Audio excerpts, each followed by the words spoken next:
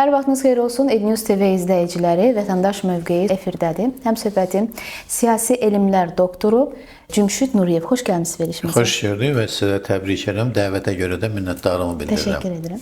Cümşüd müəllim, Ermənistanla Azərbaycan arasında sülh, bir imzalanmır. Sizcə bunun səbəbi nədir? Azərbaycan sərbəst dövlətdir, amma Ermənistan bilirsiniz ki, o kukla teatrında olan kimi idarə olunan bir dövlətdir. Yəni tarixən də bunlar yarandığı gündən bu vaxta qədər ermənilər ancaq kiminsə əlində dəyənək olublar və son 105 ildə də dövlət olsalar da belə, Azərbaycan torpaqlarında yaransalar da belə, yenə həmin statusun, həmin xəstəliyin əl çəkə bilmirlər. Hal-hazırda Azərbaycan Ermənistan arasında sülh sazişinin imzalanmasına maneçilik törədən Fransa və ABŞ-dır.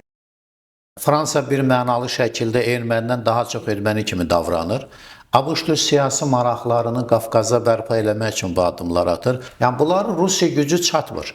Rusiya gücü çatmır və istəyirlər ki, Azərbaycanla Rusiyanı üz-üzə qoysunlar. Azərbaycan belə bir addım atmayacaq, atacağına da inanmıram. Çünki bizim prezident kifayət qədər peşəkar bir siyasətçidir.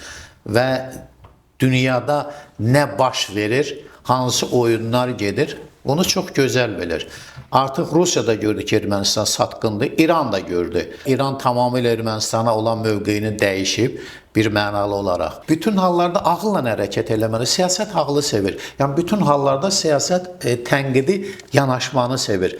Adətən ermənilər birinci alt sistemlə işləyirlər. İnsanın beyni iki cür işləyir. Bir var reflektiv işləmək siyasətdə, bir də var analiz eləyib işlətmək. Bu ikinci alt sistemdir. Bunların hamısı belə götürəndə Ermənistanın siyasi elitası rəhmətli Zigmund Freydin müştəriləridir. Ümumiyyətlə, ABŞ və Qərbin Ermənistanı dəstəkləməsi həqiqətən də Rusiyaya görədirmi, yoxsa sizcə burada başqa səbəblər də var? Yox, bunlar bir mənalı şəkildə Rusiyaya görədir. Çünki ABŞ 1997-ci ildə bir layihə qəbul eləmişdi ki, İranı 6 yerə parçalasınlar. 44 İran sanksiya altındadır. İrana heç bir şey olmayıb. Neçə ildir Rusiya sanksiya altındadır. Orada bir şey olmur. İndi bizi sanksiya ilə hədələyir. Əksinə bunlar bir şey dərk eləmir ki, son 20 ildə Azərbaycan iqtisadi cəhətdən 2003 ilə 2023-ü müqayisə edirsə 17 il işğal altında Azərbaycan razı olmasına baxmayaraq Azərbaycan iqtisadi cəhətdən 2.5 dəfə böyüyüb. Yəni gücü artıb, resursları artıb. Belə bir dövlətlə heç bir şey olmayan ərazinin bir hissəsi, yəni bunun bütün infrastrukturu Ermənistanın Rusiyanın əlindədir. Yəni artıq Rusiyanın deyil, onun deyil. Çünki satıblar bunu. Bütün Zvartnos başda olmağını, bütün hava limanları Argentinanın əlindədir.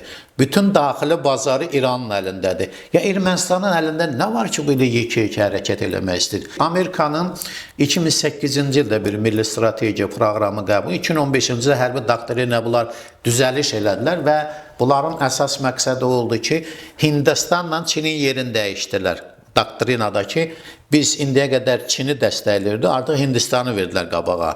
Yəni onları güya üz-üzə qoyacaqlar. Bunların əsas məqsədi ki, Çinlə deməli Rusiyanın arasında qarşıdurma yaratsınlar. Bu məqsəd bundan ibarətdir. Hindistanla da bunların dəniz deməli ağalığına son qoysunlar. Çünki uzun müddət bir neçə yüz il Çin imperiya şəklində dünya dənizlərinə nəzarət edib 15-ci əsrə qədər. Bunu çox gözəl bilirlər. Amma onu dedim ki, ən uzun ömürlü imperiyalardan biri də elə Çindir. 1500 ildə imperiyadır. Hələ də dağıda bilmirlər. Və Fransada çox ağılsız bir addım atır. Charles de Gaulle vaxtı ilə deyirdi ki, Fransa öndə olmalıdır. Fransa dünyanın zəfər çalan bir dövlətidir. Və 58-ci ildə bunlar de Gaulle'a hər cür səlahiyyət verdilər. Və Fransanın müstəmləkə siyasətini bunlar rəsmən təsdiqləyirlər. Öz milli təhlükəsizlik konsepsiyasında bunu rəsmən təsdiqləyirlər. Və özlə bütün dünya sırayırlar ki, bunlar qədim mədəniyyət mərkəzi. Harada oldu qədim mədəniyyət mərkəzi? İspaniya 600 il müsəlman dövləti olub. 14-cü əsrdə İspaniyanı bunlar işğal edib qutarandan sonra bütün İslam mədəniyyətini oğurlamağa başladılar. Fransa o 1500 ildən o tərəfə Fransa bir dənə dahi göstərsin, bizim nizamimiz, Füzulimiz, Xəqanimiz olan vaxtı Nəsimi birin göstərsin də bunlar da göstərsin. Yox daxı. Makron gəldi oranı çox həyasızlaşdırdı. Çünki Makronun əslən İran ermənisidir bu. Buradan köçüblər 40-cı ildə.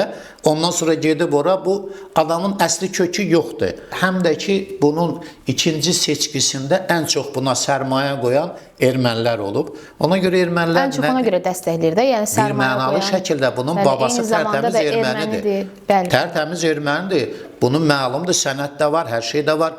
Bunlar Markaryan, bunlar Cənubi deməli Tehrandan köçmüş ermənilər. Yəni bunlar şərq dövlətlərinin maliyyəsini götürürlər, amma müsəlmanları bəyənmirlər.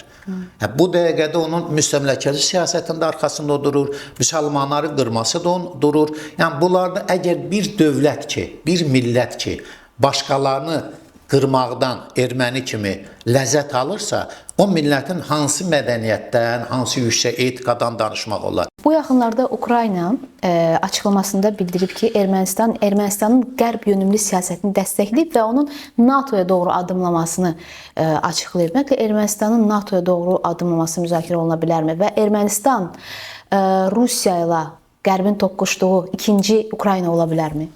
Yox, Ermənistan Ukrayna olamağını olacaq, amma NATO'yu görməyəcək ömrü boyu.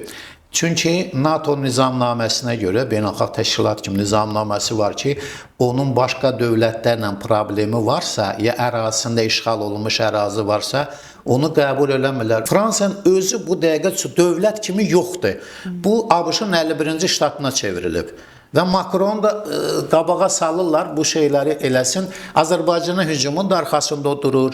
Çünki bilir ki, bunlar Ermənistanı, Azərbaycan bütün oyundan çıxartdı, Ermənistanı sildi biz bir dövlət kimi.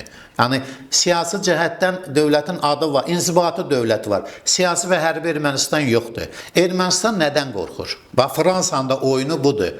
Ermənistan qorxur ki, Azərbaycan 1925-ci il xəritəsini tələb eləyir. Onu tələb eləyəndə o xəritə ilə Ermənistanla İranın sərhədi olmur. Çünki 29-cu ildə 9 kənd Naxçıvandan götürüblər və buradan da nüvədini götürüblər. Ona görə o ərazi bizimkidir. Rəsmən biz SSR-nin tərkibinə girəndə, yəni Azərbaycan müstəqillik aktında Azərbaycanın hüquqi əsası var. Müstəqillik aktında yazılıb ki, Azərbaycan Xalq Cumhuriyyətinin varisidir. Biz orada 114 minlə qoşulmuşduq. Sonra bunlar oradan aradan çıxartdılar. Amma haradasa 99 bizim var idi. O indi biz 86 olmayacaq, 99 olacaq. Ermənistan ən azı 13 min kvadrat kilometr itirməlidir. Onu da bilirlər. Zəngəzur Ermənistanın əlindən çıxır. Ona görə bunlar bu cığallığı da bundan ötəridir. Sülh müqaviləsini bağlamaq istəməmisi bundan ötəridir. Ermənistanın qorxduğu çox şeylər var. Çünki Qazaxın kəndləri götürəndə Ermənistanın Gürcüstana çıxışı da bağlanır. İndi bu dəqiqə Fransanı da onun dərdi götürüb ki, bu Ukraynada yaramayan silahların gətirib sırıdı buna. Necə ki, Rusiya öz avara silahların hamısını aparı tökür. Yəni, o öz ərazisini yox, Ukraynanın ərazisini tökür. Ondan qurtulmaq utilizasiya gedrəsində. İndi Fransa həmin o oyunu oynayır. Hindistandan bunlar silah alırlar. Hindistan özü nədir ki, onun buraxdığı silah nə ola? Genetikasına görə, etimologiyasına 3 cür erməni var. Qaraçı ermənilər, Mıkırtıç, az sayit olan ermənilər, bunlar qaraçı ermənilər Hindistandan köçüblər. Bunlar qohumdurlar. O, müsəlman familiyasorlarında farslarla eyni kökdəndir. Orada normal erməni, elit erməni hansı ya terlə başlayanlardır və yaxud axırında Adons kimi, axırında yan olmayanlar. Bunlar təmiz elit ermənisidir. Bu da çox azdır. Ermənistanın 2024-cü il fevralın 1-də Beynəlxalq Cinayət Məhkəməsinə üzv olmaq planlaşdırır. Beynəlxalq Cinayət Məhkəməsinə üzv olduqdan sonra necə düşünürsünüz? Azərbaycana qarşı əsassız, yəni ideyaları ilə bizi Azərbaycan məhkəməyə verə bilərmi? Yox, heç cürə verə bilməyəcək. Azərbaycan onları qabaqlayıb artıq bir mənalı şəkildə. Çünki hələ biz 95-ci ildə rəhmətli Heydər Əliyevin tapşırığı ilə Ermənistanın Azərbaycana vurduğu ziyanı o vaxt hesablamışdıq. O vaxtki pulla onlar Azərbaycana 16 milyard dollar ziyan vurmuşdular. Bütün hamısı sənədləşdirilib, bizim neçə min məktəb qalıb, idarə, kolxozlar, hamısı, onların dəyəri, onda mən Kənd Təsərrüfatı Nazirinin müavini idim. Biz bunun hamısını hesablamışıq. İndiki qiymətlərlə götürəndə hardasa bir 500 milyard eləyir. 500 milyard Azərbaycan o iddianı qaldırsa Ermənistan nəinki Zəngəzur, Göyçəni də vermək məcburiyyətinə qalacaq. Ola bilər onu üzv eləsinlər, ola bilər ermənilər bu cür provokasiyalara geçsinlər. Geçsinlər də bir ara onlar cıdır düzündə yallı gedirdilər. Nə oldu? Həmin şeydir. Ya biz onsuz da müraciət eləmişik. Azərbaycan vətəndaşları artıq çoxdan müraciət edib. Qərb siyasətindən danışdıq, qərb yönümlü siyasətdən. Qara cümə. Vallahi o Azərbaycana yaramayan bir şeydir. Yaramayan bir şeydir, bizdə var bu.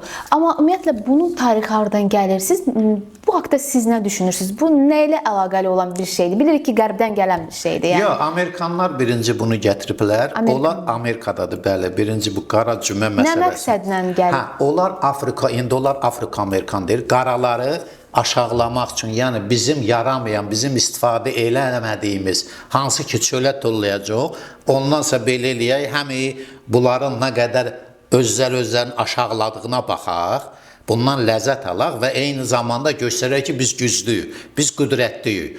Yəni bunu ancaq mazoxistlər eləyir. Onlar da Freydin müştərilər. Kökü deyirsiniz oradan gəlir. Yəni dinlə heç bir əlaqəsi yoxdur. Yox, bizimlə heç bir əlaqəsi yox. Bilirsən, bizim millətin bədbəxtçiliyi nədir? Bax, bu nədir o Halloween eləyirik, onun bizə heç bir dəxli. Halloween. Ondan sonra indi bunu atıblar ortaya. Ya, bu millət bu deyil. Bəli. O yüzden görün, onları kimlər eləyir? Heç biri təmiz Azərbaycanıdır, Türk deyil. Bir araşdırın siz, onu haykü çalanların baxın, erməni qanı var, başqa qanlar var. Bunu mən tam məsuliyyətlə deyim, çünki araşdırmışam mən. Bunların əsas məqsədi özlərində olmadığına görə, bunlar bizim xalqa, bu Türk dünyasına həddən artıq paxıllıqla yanaşırlar. Ümumiyyətlə, Azərbaycanı indi heç sevmək istəmirlər. Bunlar gözləyirdilər ki, bu müharibədə Azərbaycanda olan xalqlar bizim yanımızda olmayacaq. Yəni, əvvəl müəyyən mənada bizdə millətçilik var idi. Amma biz gördük ki, yəni əsas o millətçi olanlar, bunlar yanlışlığa yol vermişik. Yəni bizimlə bərabər Talış da vuruşdu, Tat da vuruşdu, Ləzgi də vuruşdu, Avar da. Yəni ondan sonra onlar bizə sübut elədi ki, biz sizin yanınızdayıq. Nədən biz indi fikirləşməliyik ki, mən Türkiyəm, nə mutlu mənə. Mən Azərbaycana, nə mutlu mənə. Çünki torpağımı almışam mən. Bundan böyük bir şey ola bilməz. Mən 20 neçə il gizlətdim ki, mən müharibə veteranıyam. Utanırdım deməyə. Çünki biz məğlub olmuşduq. İndi də xalqın qürurunu bu yolla aşağılamaq istəyirlər. Yəni, dili bilmək yaxşı şeydir. Amma bir millət özünə qayıtmayanda o millət məhva gedir. Azərbaycanda az qalıblar da elə hər yerdə deyirlər ingiliscə danışması. Niyə? Mənim gözəl dilim var, gözəl mədəniyyətim var. Mən mədəniyyətim olan ingiliscənin heç yeri yoxdur. İngiltərəni götürün, baxın 10-cu əsrdə formalaşıb. Ondan qabaq Amerika 18-ci əsrdə formalaşıb. Bu nə deməkdir? Bu nə xasiyyətdir? Bu milləti aparırlar. Təşəkkür edirəm Cümşid müəllim. Mən sizə təşəkkür edirəm. Fikirlərinizə görə. Verilişimizə də gəldiyiniz üçün təşəkkür edirəm. Dəyərli izləyicilər, mən də sizinlə sağollaşıram. Bir daha xatırlatmaq istəyirəm ki, bugünkü verilişimizin qonağı siyasi elmlər doktoru Cümşid Nuriyev idi. Növbəti verilişimizdə görüşmək ümidi ilə salamat qalın.